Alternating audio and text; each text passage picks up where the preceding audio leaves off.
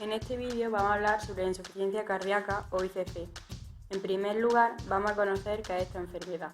La insuficiencia cardíaca es una enfermedad progresiva y se define como la incapacidad de los ventrículos para garantizar un flujo sanguíneo suficiente para las necesidades de los diferentes órganos.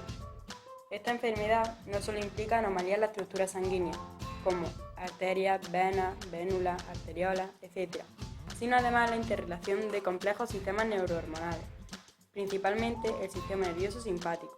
Las manifestaciones clínicas de la ICC ocurren cuando se sobrepasan los mecanismos compensadores, que permiten improvisar un gasto cardíaco suficiente para el organismo, y cuando estos se ven afectados, la enfermedad se agrava.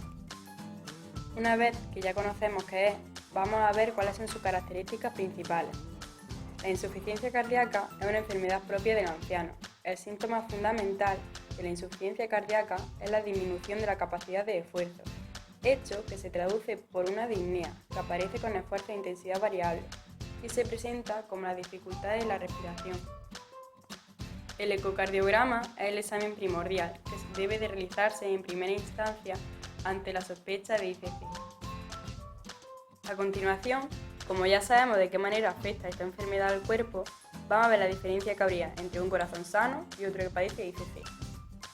Como ya sabemos, las principales funciones del corazón son las de recibir la sangre de la red venosa, conducirla hacia los pulmones donde será oxigenada y finalmente impulsarla hacia el conjunto de los tejidos del organismo, mientras que un corazón con insuficiencia cardíaca padece una incapacidad de los ventrículos para garantizar un flujo sanguíneo suficiente, así que incrementa las paredes del miocardio para satisfacer las necesidades de los diferentes órganos.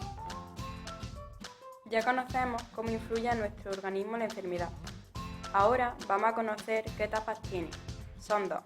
Comienza con una agresión inicial que provoca la pérdida de una cantidad significativa de células miocárdicas. A esto le sigue el daño que provoca a los mecanismos compensadores, provocando la disminución de la capacidad del ventrículo durante la sístole. Más tarde se produce el agotamiento de los mecanismos compensadores que intentan llegar a un estado de equilibrio y restaurar la función cardíaca previa a la lesión. Con el agotamiento de estos se produce una dilatación ventricular que se acompaña progresivamente de adelgazamiento y fibrosis de las paredes del ventrículo. Según esto, se pueden establecer dos tipos de ICC. ICC establecida, en la que aparece un déficit de contractilidad del corazón y el gasto cardíaco se reduce bruscamente. O la ICC diastólica, en la que se produce un trastorno en el llenado del ventrículo izquierdo y no a la disminución de la capacidad del ventrículo para eyectar la sangre que contiene. Ahora hablaremos de la epidemiología, el pronóstico y el diagnóstico.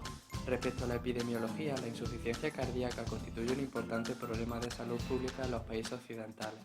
Es la primera causa de hospitalización en pacientes mayores de 65 años, debido a que el número de reingresos en hospitales es muy elevado, sobre todo en personas de edad avanzada. La ICC conlleva normalmente a múltiples dolencias cardíacas.